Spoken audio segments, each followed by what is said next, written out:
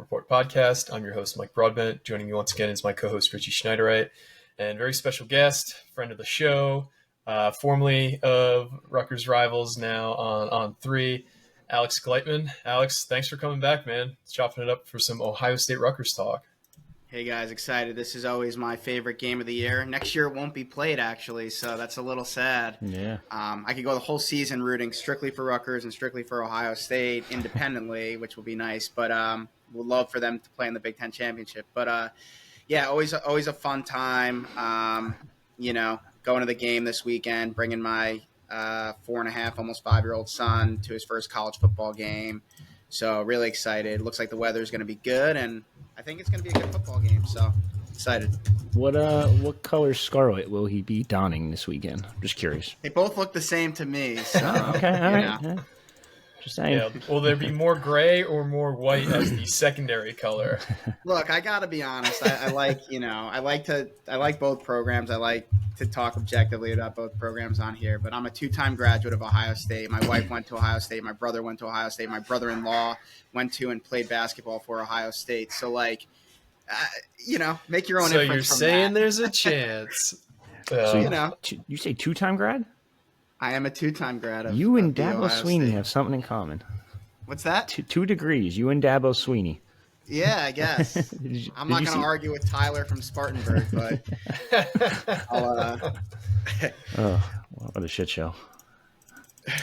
All right, so let's talk about Ohio State to date. I think we were talking about this beforehand, but this has kind of been a bizarro Ohio State team. Like, typically, they are the juggernaut offense led by multiple first-round pick receivers. They have 2 bookend tackles. They have a first-round pick at quarterback. If you go back, they've had a first-round pick in C.J. Stroud, first-round pick Justin Fields. They had a first-round pick in Dwayne Haskins. You can go on and on. They have a long history of producing quarterbacks. This year feels like the team is led by the defense. Just kind of talk about how this season's going to date for Ohio State and kind of how this team is different than any in recent memory. Yeah, they still have the 2 first-round picks at receiver. That's true. But other than that, it's a lot different. It is weird to watch this Ohio State team under Ryan Day. It's not what we're used to at all. There's probably a few different reasons for that. I think the biggest reasons, though, they're breaking in a new quarterback, and at the same time, not the most ideal combination, they're breaking in a new offensive line. They did return both starting guards from last year's team. Matt Jones at right guard from Erasmus Hall, and left guard Donovan Jackson, former 5-star recruit, who I would say has not lived up to that 5-star billing at all. Matt has actually been pretty good. But they replace a first-round pick in Paris Johnson at left tackle. They replace a guy who's starting for the Cleveland Browns at right tackle in DeJuan Jones, and they another guy who got drafted, Jersey guy Luke Whippler from SJR at center, who is regarded as one of the best college football centers in the country last year, and he's the backup for the Browns right now. So that's a lot to replace, and at the same time having to replace quarterback, a guy who really hasn't played much. There was a competition. Kyle McCord, South Jersey guy. His dad, Derek, played for Rutgers a while back. Kyle played at St. Joe's Prep in Philly. He did win the job. And he's, to me, he's, at least early in the year, he looked what I expected. He obviously had that comeback win against Notre Dame. And he's looked really good at times, but he's also looked – I thought he'd be a little bit further along, to be quite honest, at this point. Entering, game 9 of the season. He's looked really good at times, and at other times he's just been inconsistent in games, some bad turnovers, more so fumbles than interceptions. He has had a sprained ankle that he's been dealing with kind of since that Notre Dame game. So just the combination of those 2 teams has made this offense very just like clunky, like not full go, not a well-oiled machine. They're not scoring almost every possession like you're used to seeing Ohio State offenses operate. But at the same time, and then the new clock rules on top of that, just adjusting to that, I think, has impacted. I think they're fine now, but in the beginning of the year, it was definitely impacting them a little bit. The defense, though, as you said, has been just absolutely outstanding. I think they're averaging like 10 points a game. They've only allowed 80 points through 8 games so far. Just really, really good. They made some tweaks since last year, less susceptible to the big plays that hurt them against Michigan, Georgia, even Maryland a little bit, their second to last regular season game. And, I think they found that balance of not being susceptible to those big plays, but also still being aggressive and flying around and making plays. So it's been weird to kind of see the defense carry this team. They beat Notre Dame 17-14. They beat Penn State 20-12. Those aren't scores I'm used to seeing from an Ohio State team under Ryan Day. So I think it's going to be a really interesting matchup this weekend when you talk about two defenses that I think are really good. And, obviously I'd say there's separation between the offenses, but it's not the Ohio State offense you're used to seeing come into SHI Stadium. Yeah, starting with Kyle McCord, based on what you know, how close was that battle, or did he just flat out win it? And how much did his connections with Marvin Harrison Jr. going to the same high school, all that blah, blah, blah relationship kind of play into it? Yeah, I think what it came down to really, and I think Kyle always had the edge since the spring, but I think he was just like a consistent presence. Like his play was just consistently solid.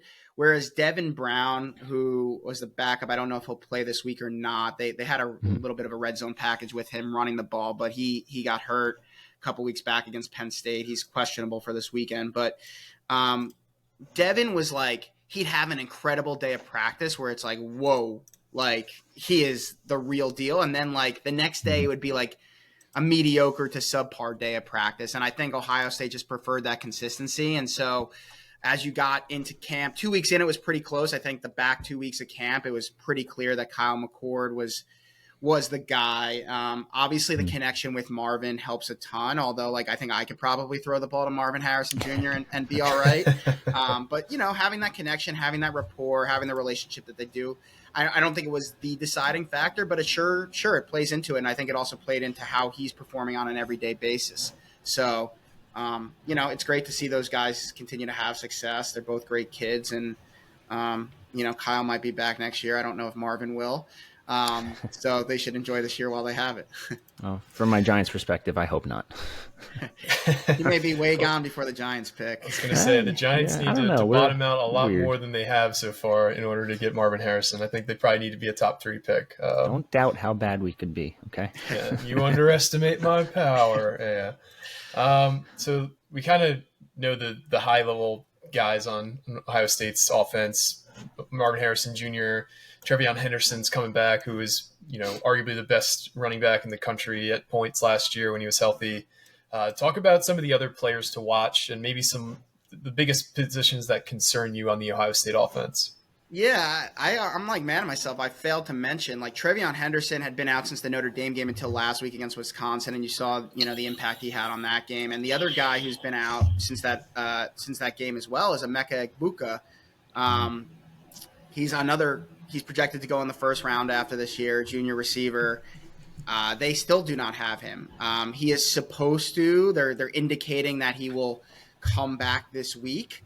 I don't know if he'll be full go if he does even play. I think it's going to be a little bit of a ramp up between, they play Rutgers, they play Michigan State at home, they play Minnesota at home, and then they have to go to Michigan. So I think over the next 3 games, they'd really like to ramp him up and get him back to full go before that Michigan game. He's dealing with, I believe it's an ankle injury. And, he's definitely a guy to know if he plays, because not having those 2 guys on the field, and even just last week, not having a Egbuka on the field, I mean, it makes it easier for the defenses to obviously key in on a Marvin Harrison Jr. or Marvin and Trevion and not have to worry about what Emeka Egbuka is doing from the slot. So that definitely has not helped the offense's growth and development. And I think getting both of those guys back healthy will be huge. The other guy I think you got to know about there's a couple other guys, but Cade Stover, the tight end, last week he weirdly had no targets, no catches, but he is a Mackey Award watch guy. He has emerged as one of the best receiving tight ends in the country. A little inconsistent as a blocker. He's a former defensive end linebacker who converted over, and so blocking, he's a very physical player, but just the technique and stuff like that, he's still kind of getting his feet under him. But he's a guy you got to watch in the passing game. I would also just say the other running backs, Chip Trainum has just been a good, solid player for them. He scored the game-winning touchdown against Notre Dame. He'll definitely play. And then a guy I'm curious to see if I think they were trying to redshirt him. Now Mayan Williams is out for the year. Dallin Hayden, he played a few weeks back and he was really, really good. He's a guy who I would watch as well. So I would say those are, there's other guys, Julian Fleming, Xavier Johnson, a few others who will be used, but I would say those are Cade Stover, and then the other backs are really going to be guys you see a lot tomorrow. Yeah, Stover really intrigues me for the sole fact that the matchup against Rutgers with no Tyreen Powell now is going to be interesting because you can't really put two-ray in coverage, so it's probably going to be Deion Jennings versus him, and Deion Jennings has given up 173 receiving yards on 22 catches this year, so it's like, shit. Yeah, and again, he had 0 targets, catches last week against Wisconsin. G. Scott Jr., who's a receiver that converted, he had 2 catches. So I would imagine Ohio State trying to get those guys a little bit more involved this week. And as you said, it seems like it's a good matchup for them to kind of take advantage of. Yeah. So talk about, I know we kind of mentioned some individual guys on Ohio State's offensive line. Typically it's, a huge strength of the offense. Would you say that it's the weakest point of the offense this year?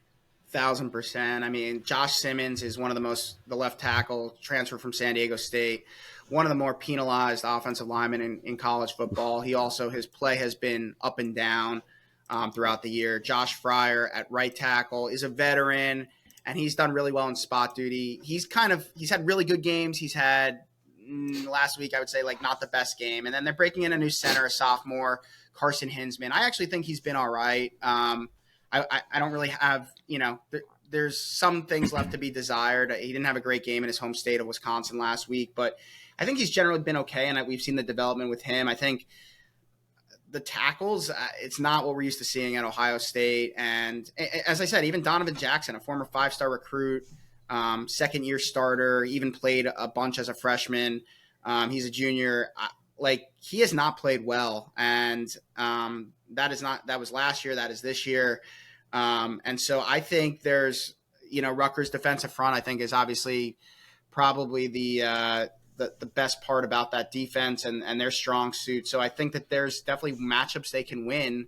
I think bringing pressures tomorrow is something that Rutgers should do. There's not a ton of confidence in this group. I think there's been improvements in various places, but I think that they're very susceptible to giving up some big plays. And honestly, again, between the penalties and some of the negative plays due to the poor blocking, they've really shot this offense in the foot. Like, they've put them behind schedule quite a bit. Matt Jones, just because obviously Northeast guy, Erasmus Hall, intrigues me the most, just for the sole fact that we've talked about him like over the past couple of years, and it didn't even seem like he was going to be a starter last year, I think it was, and then he ended up winning the job. Yeah, I think he had some, and like, I've talked to Danny Lamberg at Erasmus Hall about this. Like, Matt's a great kid, and like, I just, like, if he doesn't want to be motivated, like, he's not always going to be motivated. He didn't maybe always have the best habits early in his career, and he just didn't put in the extra work that he needed. I think probably at some point it hit him like, I'm never going to start here if I don't change things around. And I'll also say I don't think he had the best relationship with their old offensive line coach, Greg Stajora. I just don't think that their personalities meshed is the best way to put it, maybe, and styles of Stud and Matt Jones. And last year, Justin Fry came over as the new offensive line coach, and I think it just made the world of difference for Matt. And as you said, he won that job as the starting right guard, decided to come back this year. We thought maybe he'd slide inside to center because he has played some center, but they decided to keep him at guard. And other than one game, he's played pretty well this year. I think he's definitely set himself up to be, a day 2 or day 3 draft pick. Yeah. So let's talk a little bit about the defense. We talked about it's a little bit of a bizarro team in terms of Ohio State, because normally the offense is leading everything. You're kind of just, playing like a race with other teams, or see who could score to basically like 50 points first. And it's normally Ohio State. The defense this year has been lights out for you. Would you just say, what would you attribute the defense's big step up? Is it a new coordinator? Is it just you guys have an experienced group? What would you pinpoint the defense's success on this year? I think it's two. So I think like Jim Knowles, who came in last year from Oklahoma State as the defensive coordinator, this is now year 2 for him. So a lot more comfortability with his system, a lot more of his familiarity with the players and the personnel and how to use them. I also say, you talked about the players. I do think, they did get some guys back.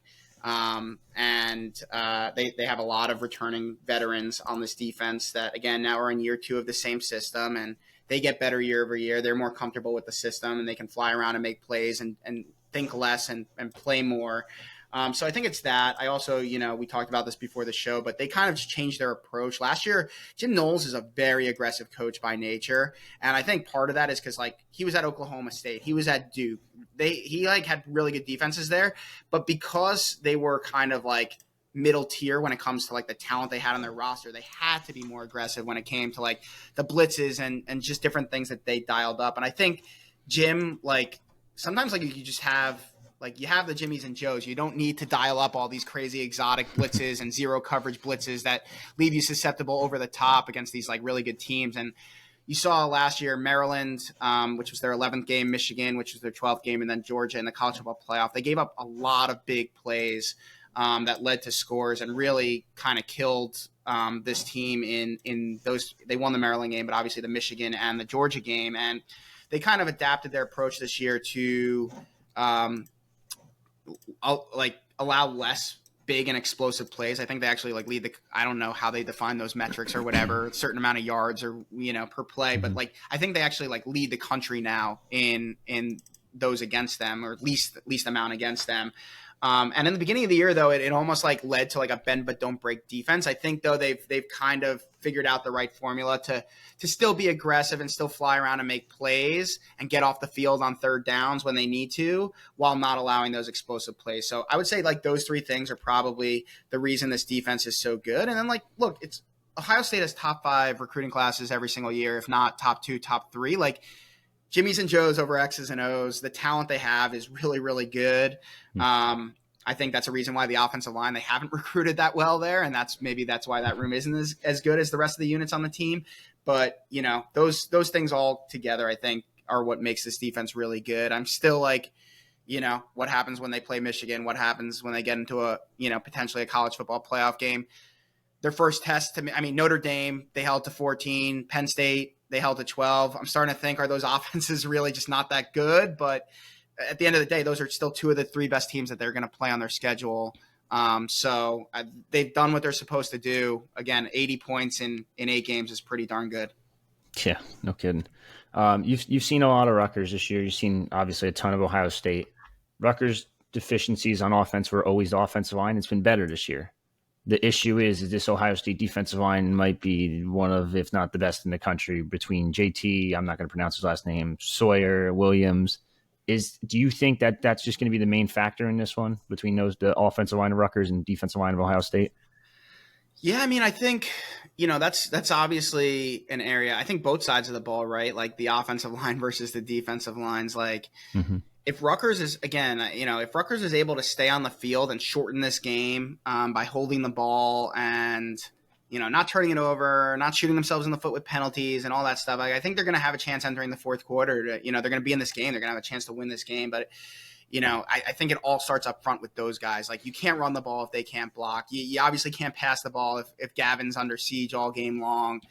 We saw that last week for Ohio State. They were able to get after Wisconsin. We saw them able to get after Drew Aller throughout that game and slow down that rushing attack. And, I think, JT Tuimoloau, projected first-round pick. Jack Sawyers hasn't been the pass rusher we thought he would, but he's been one of the best run defenders in college football and has been disruptive. The inside guys, actually, no one talks about Tyleik Williams, number 91, defensive tackle. He has been he was a midseason All-American. He has been unbelievable. And Mike Hall is a great pass rusher, number 51 on the interior. So all 4 of those, they don't take those guys, they don't move outside, JT inside on third downs, passing downs and have a rushman package like they used to with the Bosas and Chase Young and stuff.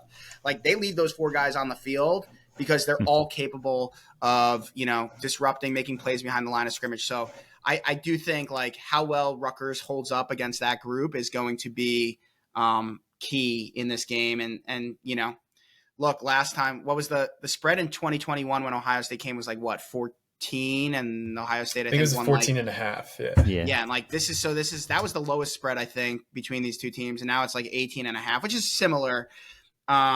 Similar situation too. Stroud, people had questions of him at that point, and they absolutely blew up and dominated. Like, is that going to happen again or is it not? And I think, Richie, what's the answer to that question is honestly like, how well does Rutgers offensive line play? Because if they can run the ball and they can keep Gavin clean and let him have time to find receivers, like, as I said, they may not still score a ton of points, but if they can move the chains and keep time of possession in their favor and not turn it over, they have a chance to win like a low scoring defensive slugfest type of game, in my opinion.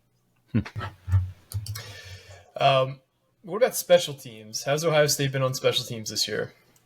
Yeah, good question. I'm not a huge fan. Like, I'd say once per game they have a mistake that I always keep saying, like, they're going to make one of these mistakes in a game where it's actually going to matter.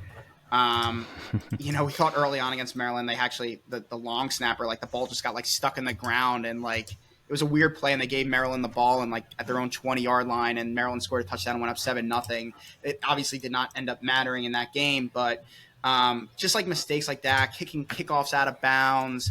I forget the Penn State game, they had a ball go off. A Penn State punt went off one of their defenders' legs and gave Penn State the ball back when Ohio State would have had it in Penn State territory with a chance to basically like end the game right then and there. So there's been a few of those, and it just seems like it's at least one a game. So Rutgers better be ready to take advantage of those one a game. The kicking game's been good. The punting game's been good. Their coverage is usually generally good, but it just seems like whether it's a penalty or something like I just mentioned, there's one of those a game where it hasn't mattered, but maybe in a close game it does matter.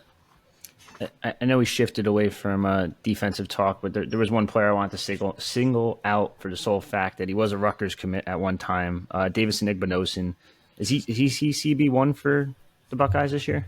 He's 2. Okay. They have Denzel Burke, who has been really, really good. He's projected, as I think I saw a Bleacher Report pick, actually having him go to Arizona along with Marvin Harrison Jr. At like number 12 overall. They had him going, so he's highly regarded. He's having an excellent season. But yeah, they basically play 2 outside corners. Igbinosun's the other one, and he's been really good. He's been very good. He's a little grabby at times, which there's been a couple penalties, holding, pass interference. I think that's something Rutgers could take advantage of. But he kind of brings this like little bit of a Jersey swag, little bit of a confident, almost pompous, arrogantness a little bit in his style of play. But I think it's something maybe that they needed a little bit of attitude back there. So he's been pretty good for them. There's a couple other Jersey guys on the roster too, right? Cody Simon. Cody Simon. Tywone Malone doesn't really play. What's that? Tywone Malone play at all? Really? Not really. Not really. It's his first year, and he's first time focusing on just football. He's played a little bit. I don't know if they're trying to redshirt him or I don't know. He might have redshirted in football last year. I don't know if he can, but he plays a little bit. They got Cody Simon, Igbinosun. There's probably a couple other guys. Kyle McCord technically is a Jersey native. So a couple other guys I'm probably just not thinking of right now. But yeah, they got a little bit of a Jersey flavor on them. Yeah, you guys always seem to have at least one or two. Northeast, going back to Curtis Samuel, you talked about the Rasmus Hall, Matt Jones, offensive lineman. And if you could just keep those guys at Rutgers instead of going to places like Ohio State, man. But we said that for years. For sure. So we covered a lot here. Let's get down to it though. Predictions. I know you wrote up an article for the site as your last article about the hypotheticals of how Rutgers can win this game. So I guess maybe I want to talk about that. So in the unlikely world where Rutgers does pull off the upset, what is the script of that? If you're the one writing it up for the NFL's scripting team, how do you write up this win for Rutgers on Saturday? Yeah, I think I kind of laid it out already. I think it's no turnovers, as clean as you possibly can be on penalties. You got to move the ball. Even if you're not putting it in the end zone, you got to move the ball. I mean, I will always say in games like this, you want to win it, you got to get 7s, not 3s when you're down the red zone. But I still think there's a formula where, this could be a 17-13, 14-10 game entering the fourth quarter, right? Even if you're not scoring a ton of points. I just think, again, moving the ball, making Ohio State stay on the field, holding it as long as you can, controlling the time of possession. Again, no turnovers, limiting the penalties, limiting the self-inflicted errors. A special teams play, a trick play, a defensive touchdown, those would help out. But I think a lower scoring, physical game where you're controlling all the things I talked about, I really only see that as Rutgers' only chance to win.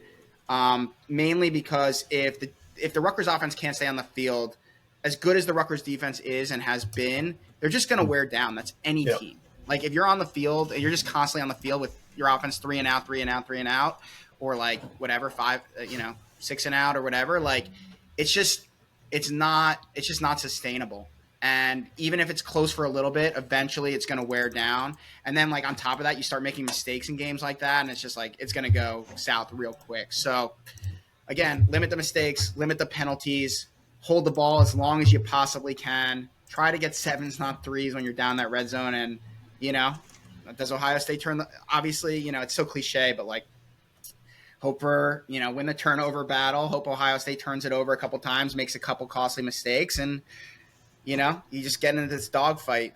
I know that's been Ohio State this year. They've been like more of a physical defensive team than we've seen, but like I still don't think that they're fully comfortable with that style of play, and I think that's the way Rutgers wins the game. I totally agree with that. You're our guest here, so what's your prediction for this game? We'll give ours after you. Yeah, I've gone like, at first I was like, is this going to be the game where like they finally like it just everything clicks for them and they like do, what was it, like 52-13 in 2021? Maybe not that bad, but like, do they just like go bonkers? And I don't think so. I thought that was actually last week against Wisconsin, and it should have been that they kept shooting themselves in the foot. They should have won that game like 38-7 or something like that. But like this week, I think Greg, coming off a bye, is going to have a really good, sound game plan. I know that they know that they're limited offensively. They know that. And I think they're going to come up with a few things to try and do what I said. I think for 3 quarters, it's going to be a fairly close game, but I think eventually Ohio State is just going to wear them down. I see Ohio State maybe being up something like 14-10 or 13-10, like ish, whatever, very close entering the fourth quarter, but then just pulling away and winning a 27-13 game. All right, Rich, what do you think? How do you see this game going? This is the tough one. Like, you sent me your prediction last night and put it in the war room, and I'm like looking at mine. I'm like, son of a bitch. I'm like 28-13. I'm like, so I was right there with you, but I do agree. I think they'll be competitive early on. I think they're going to try to run the ball. I don't think it's going to be very successful. I think this Ohio State defense is just too much for them. But like Alex said, it could be an ugly game for the first half or first 3 quarters even. And I just think the talent gap is just going to show in the later half or later part of the game. And that's when Ohio State's going to start to take off a little bit. Rutgers might score a garbage time touchdown or something like that. And that's kind of where I go with like 28-13. It could be more, but I don't see any way Ohio State doesn't win this one. I agree. I think there are some narratives that kind of go Greg's way. Like, when he has time to prepare, he typically performs better. Like, if you look back to opening day, he hasn't lost an opening day game since 2009. He won 5 of his last 6 bowl games. The Gator Bowl is a big asterisk because they had 7 days to prepare for that, not only for as a team, but logistically as an organization. He plays pretty well out of byes. I do think that this is going to be a game that really frustrates Rutgers fans because we're going to be in it, I feel like, well into the second half. But there's going to be something where the dam breaks at some point, whether it be the defense is just on the field for too long, like Alex said, or we create a timely turnover where, it looks like Rutgers is going to, make some moves on offense and then gives the ball away. I do think this is going to be the best showing Rutgers has ever had against Ohio State, regardless of the score. I think it'll be the most competitive game they play. That being said, I do think Rutgers ends up losing this game, but they do cover the spread, so they are going to continue that streak. I think they lose 27-17. I know I said 30-20 in my prediction, but the more I think about it, the more I think that Rutgers is going to have a hard time putting up that many points. So I'm going to do 27-17. But it will be a competitive game for the first time in the series history, which we talked about this off the pod. There's not a moral victory, but Rutgers, you have to crawl before you can walk. You have to walk before you can run. And I think competing in these games is the next step, where you're not just getting blown out by 40 points. You're not just, some of the games have looked more competitive than they are in reality. Like, I think we scored like 20 some points against Ohio State in the either the 2000 game or the 2001 game. I think it was the 2000 game or 2020 game. Jesus. But that game was not even nearly that close. So I do think this is the first time Rutgers can truly say we competed on Saturday with Ohio State, but they still end up losing. Got one more for you, Alex, before we sign off. And this is just more of a question. I kind of know the answer to this already, but I know fans have asked me previously. What is the feeling like amongst Ohio State's fan base for Greg Schiano? Because he was there for several years. I think he's well liked. I mean, obviously 2018 was like an absolute disaster of a year from the defensive side of the ball, and he was the coordinator. But I think actually more people blame Alex Grinch for that than they do Greg. Urban brought in Alex Grinch, and I think those two did not work very well together, amongst a number of other issues within the staff that year, not to mention like the whole Zach Smith thing was happening. It was Urban's last year. His health was like whatever, and he ended up retiring after that year, right? So like I think nobody's like sitting there like blaming Greg Schiano, and I think like obviously seeing what he's done going back to Rutgers and like bringing that program back to respectability from wherever Chris Ash took it.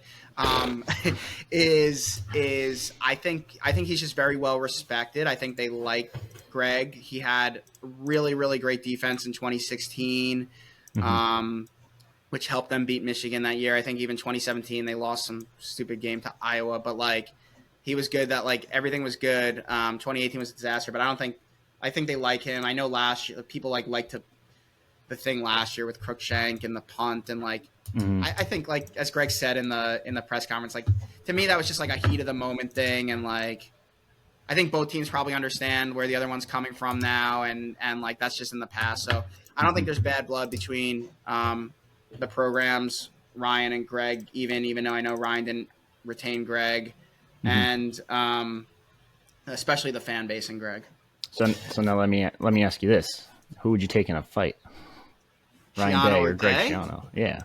I mean, he's a Jersey guy. You don't F with Jersey guys. Come on. I like Ryan, sure, he's a great dude, sure. but and he's a little younger, but Greg's got that Jersey moxie. I don't know.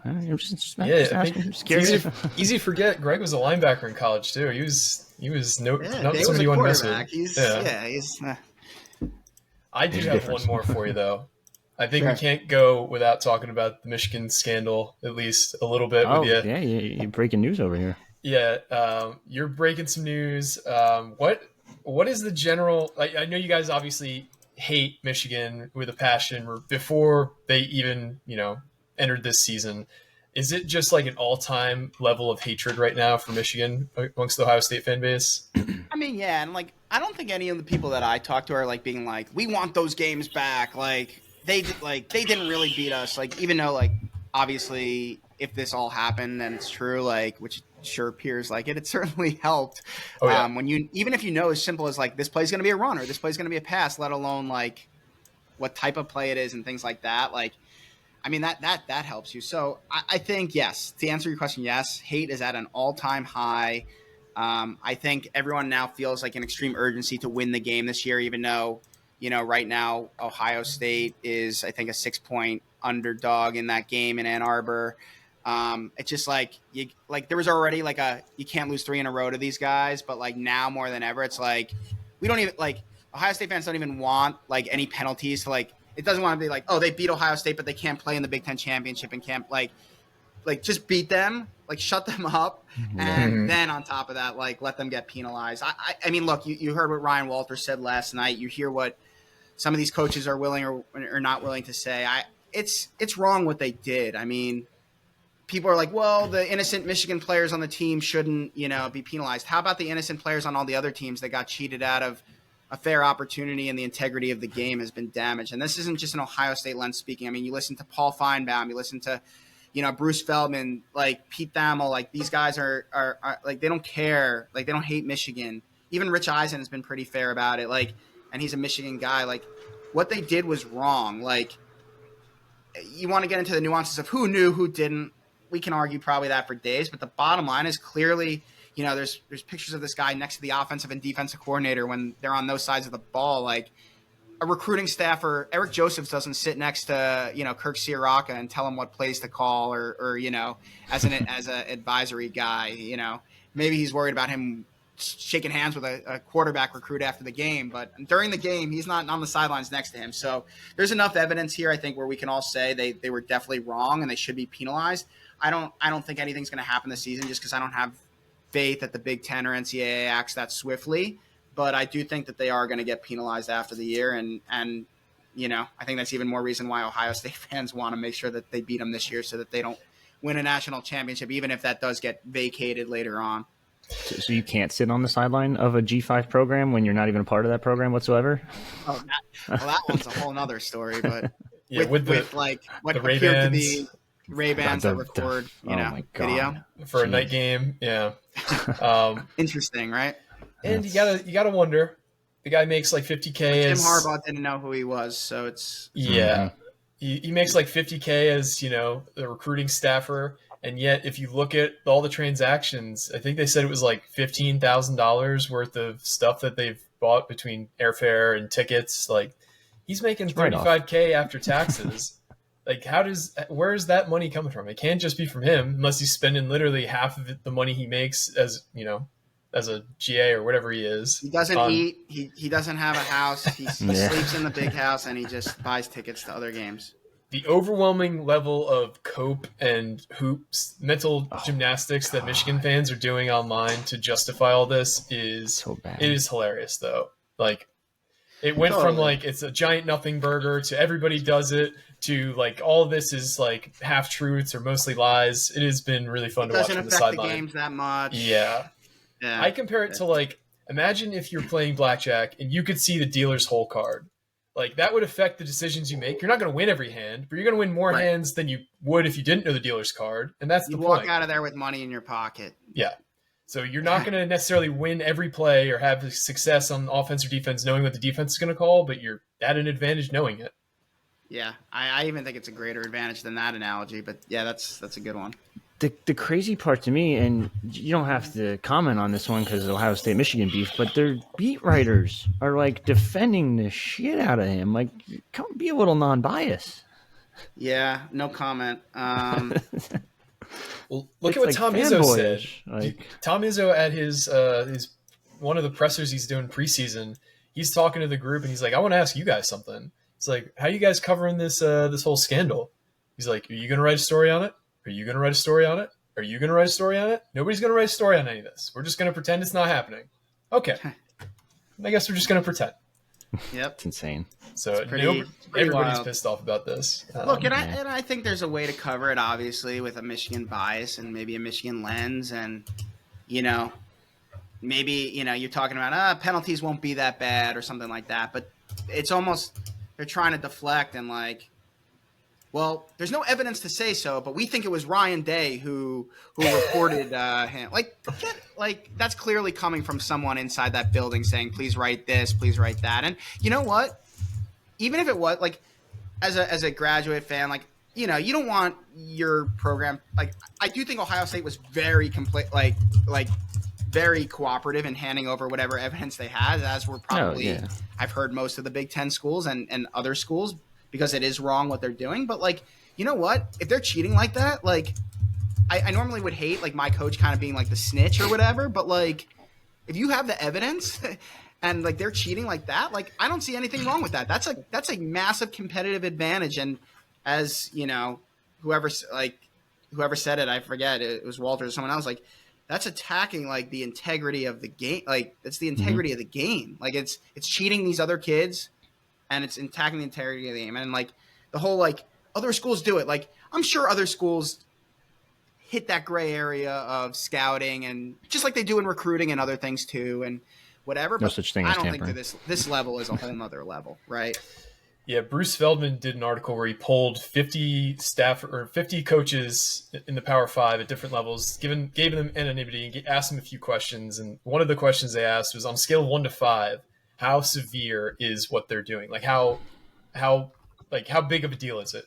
And I think 90+% said either a 4 or a 5. Like, this is like one of the worst things you can do in terms of a competitive disadvantage. And so it is. Everybody understands how big of a deal this is and how badly, like, other teams, like you said, they do steal signs, but not to this level, not to the level of using, video technology at different schools, like not actually going and physically scouting, which is against the rules. But there are ways to do it. I know Clemson was long. Brett Venables, I guess, had a really elaborate way of stealing signs too. So this isn't an isolated incident, but I think it is by far the most egregious and kind of they just did it so blatantly too. It's like there's ways to do this without getting caught. They just kind of showed no caution at all. Yep. It's sloppy. I mean, that's the craziest thing, and it's how sloppy they've been. It's almost like you should be penalized for that, as Bruce said. I know, and when he was on Rich Eisen, but yeah, it's been crazy. I'm very curious with popcorn in hand to see what happens. I don't really care. To me, again, line up and beat them this year. Like, they haven't really played anyone yet who's really capable of doing that. So Penn State, Ohio State, great chance for both of those teams to line up and beat them. Yep, for sure. Alex, we really appreciate your time. I know we might have gone over a little bit what we said we were going to give you. But where can the people find your work now that you're no longer at Rivals? I think a lot of people follow me on Twitter still, so at Alex Gleitman is still a good way to go. I'm at On3 covering Ohio State. I'm going to try to write about Jersey guys as much as possible. And I'm still, hopefully going to be on the board as much as I can be. Would love to just – like I love that board. It's passionate community, really great place to talk ball. So I'll be around. Awesome. Well, really thank you for joining us. It's always fun chopping it up with you. But for me and Richie and the rest of the crew, this is another edition of the Night Report podcast. Signing off. All right.